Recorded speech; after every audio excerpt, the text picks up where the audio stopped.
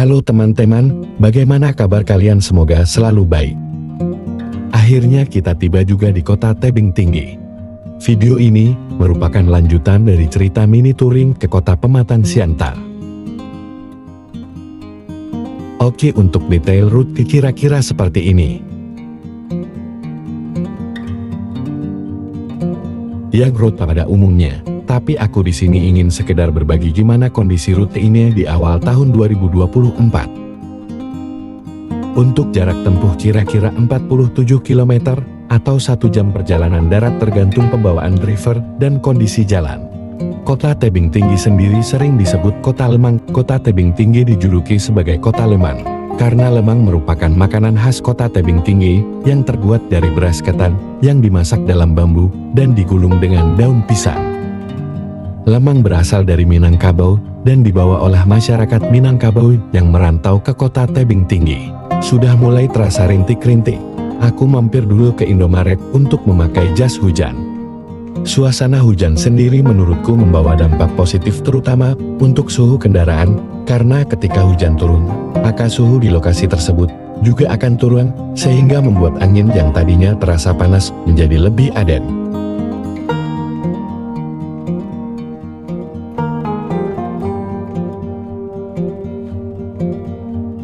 Selain menurunkan suhu kendaraan, suhu ban motor juga akan ikut turun, sehingga meminimalisir resiko terjadinya pecah ban akibat suhu panas di aspal, karena ketika hujan turun suhu di jalan aspal juga ikut turun.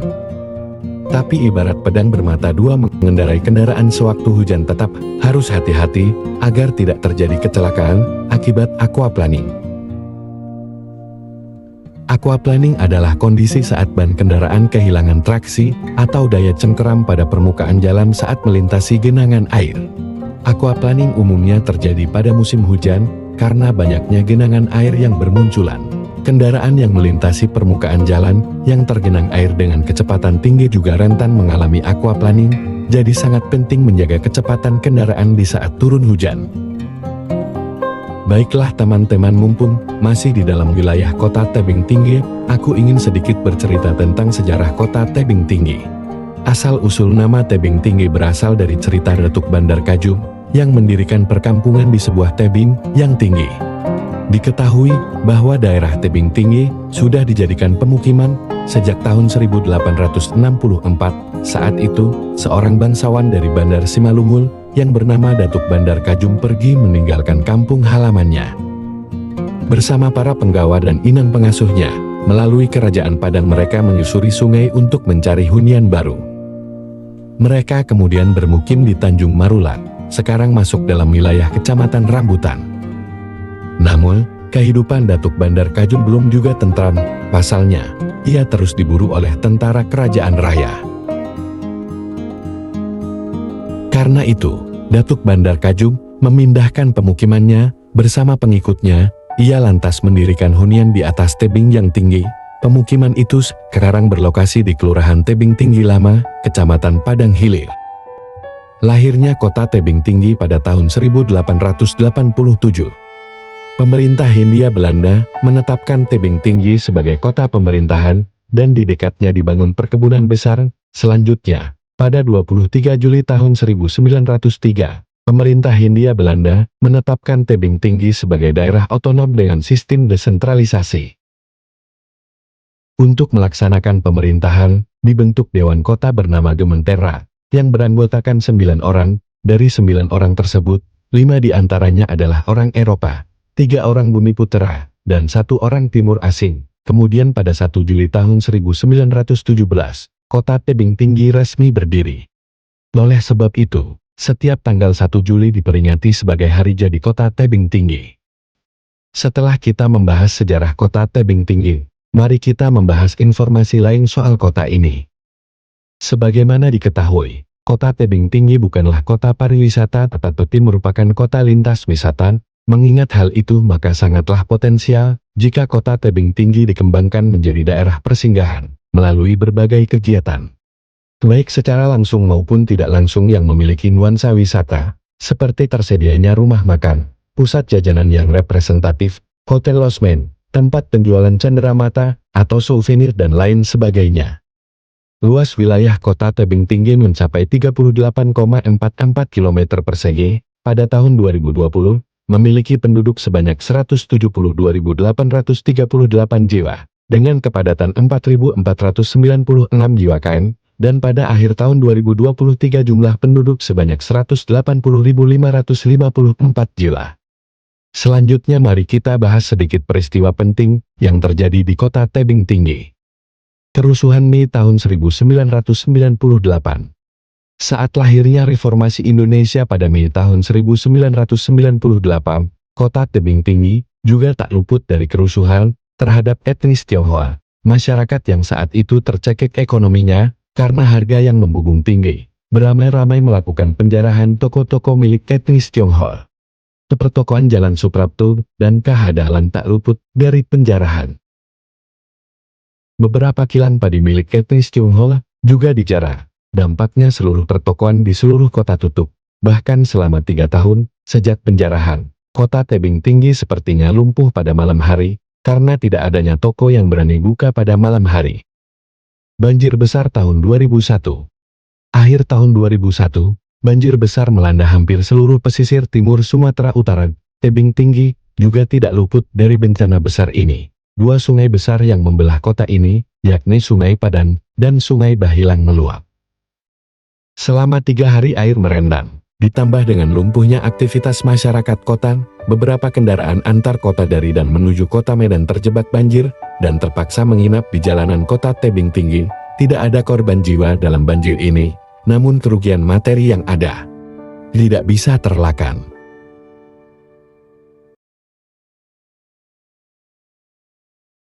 Setelah kita keluar dari Kecamatan Tebing Tinggi, kita akan menuju ke Kecamatan Dolok Merawan.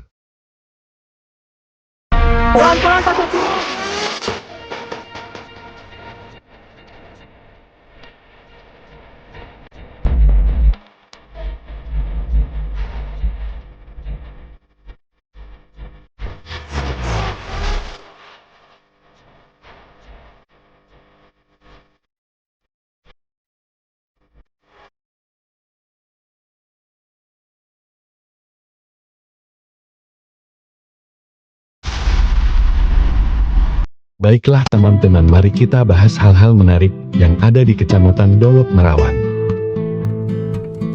Kecamatan Dolok Merawan merupakan kecamatan paling selatan di Kabupaten Serdang Bedagai, dengan jarak sekitar 40 km dari ibu kota Serdang Bedagai, yaitu Seirampah. Kecamatan Dolok Merawan merupakan daerah dataran tinggi dengan ketinggian sekitar 114 meter di atas permukaan laut. Wilayah ini memiliki iklim sedang dengan suhu maksimum sekitar 32 derajat Celcius. Kecamatan Dolok Merawan berkedudukan di Desa Dolok Merawan dengan luas wilayah 12,06 km persegi. Dolok Merawan merupakan suatu daerah yang berada di dataran tinggi, dengan sebagian besar mata pencaharian masyarakatnya adalah bertani. Mata pencaharian di Desa Dolok Merawan bermacam-macam, mulai dari sektor perdagangan dan sektor lainnya. Semoga informasi ini memberikan gambaran tentang Kecamatan Dolok Merawan.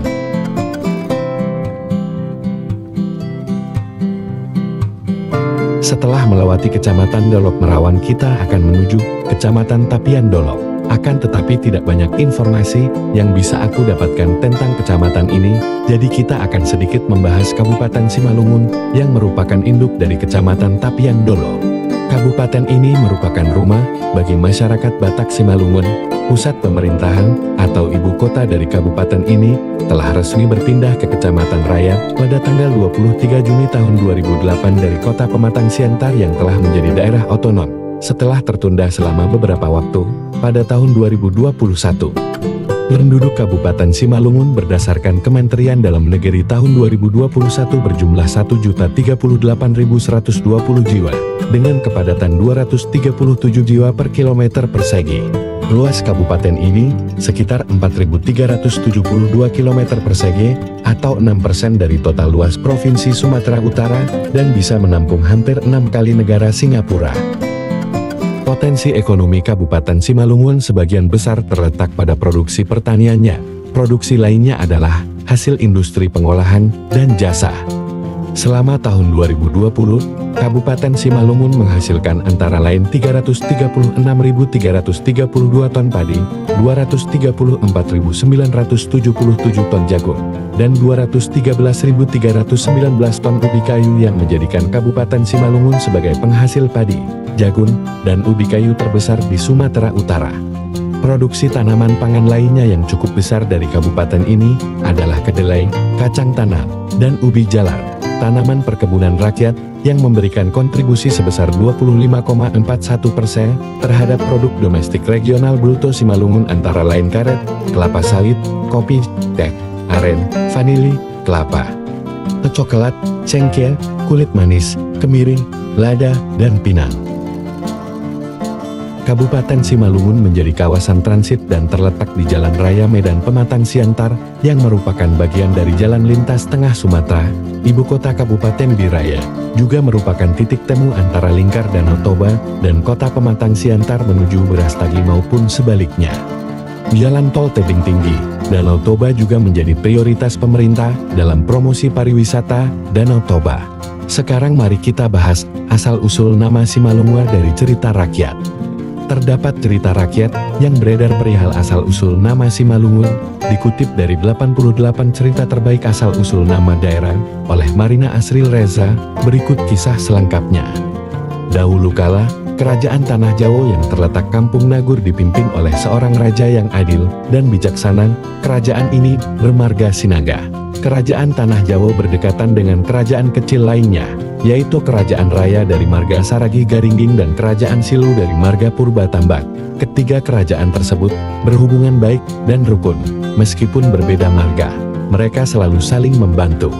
Ketika Kerajaan Majapahit dari Jawa akan menyerang Kerajaan Tanah Jawa, Kerajaan Silu dan Kerajaan Raya turun tangan membantu, sehingga pasukan Kerajaan Majapahit bisa dikalahkan dan diusir dari wilayah Nagur. Suatu ketika, ketiga kerajaan tersebut diserang oleh ribuan tentara yang tidak diketahui asalnya. Meskipun sudah bersatu, mereka tidak sanggup mengimbangi kekuatan musuh. Banyak korban berjatuhan. Rakyat pergi meninggalkan daerah mereka untuk mengungsi. Selama masa pelarian, mereka dilanda kelaparan dan wabah penyakit. Sekelompok dari mereka menemukan sebuah wilayah yang bisa mereka tempati, yaitu tanah Sahili Mesir yang kini adalah Pulau Samosir. Mereka membuka lahan dan mulai bercocok tanam di sana. Kehidupan mereka mulai membaik. Bertahun-tahun lamanya mereka hidup di sana, berkeluarga, mempunyai anak dan cucu. Suatu ketika, beberapa orang tua merasa rindu dengan kampung halaman mereka di Nagur. Mereka pun mengajak siapa saja yang juga rindu kampung halaman untuk ikut kembali ke Nagur. Beberapa dari mereka tetap ingin tinggal, karena tidak ingin meninggalkan rumah, sawah, ladang, dan ternak yang kini mereka miliki. Kelompok yang kembali ke Nagur menempuh perjalanan panjang untuk sampai ke kampung halaman mereka. Sesampainya di Nagur, beberapa warga terlihat menangis teringat peristiwa yang menimpa mereka dahulu. Kini, rumah-rumah mereka tidak ada lagi. Semuanya sudah tertutupi semak belukar. Sima-Sima Nalungun, kata mereka yang berarti daerah yang sunyi dan sepi. Sejak saat itu, kampung Nagur mereka ganti namanya menjadi Simanalungun. Lama-kelamaan, nama tersebut berubah menjadi Simalungun yang menjadi sebuah kabupaten di Sumatera Utara.